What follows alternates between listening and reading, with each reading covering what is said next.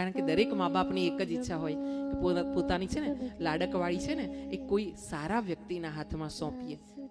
આપણે જેમ આંખોના પલકારા ઉપર, આંખની પલક ઉપર અછોવાના કરીને દીકરીઓને સોનાના કોળિયા ખવડાવ્યા હોય ને, ત્યારે એ 20 વર્ષની થાય ને 19 વર્ષની થાય ને ત્યાં આપણાને ચિંતા થાય સમાજમાં, હા, કે આ દીકરીને આપણા જેવું જ કોઈ પ્રેમથી રાખે ને એવું મળી જાય તો સારું, અને આપણે ભગવાનની બાધાઓ લઈએ.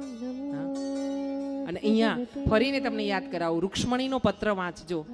ઓનલાઈન પણ મળે છે યુટ્યુબમાં, અને દ્વારિકા જશો ને તો ત્યાંથી લખેલો પત્ર મળે છે રૂક્ષ્મણીજીના મંદિરથી. તમારા બાળકોના અગર લગ્ન કરવાના હોય ને તો આ રોજ એમની જોડે વંચાવજો.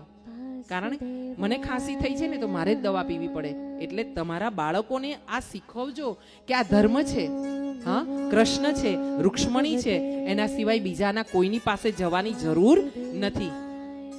ભલે ભણે પણ થોડું થોડું ધર્મનું પણ એને ગણતર આપજો.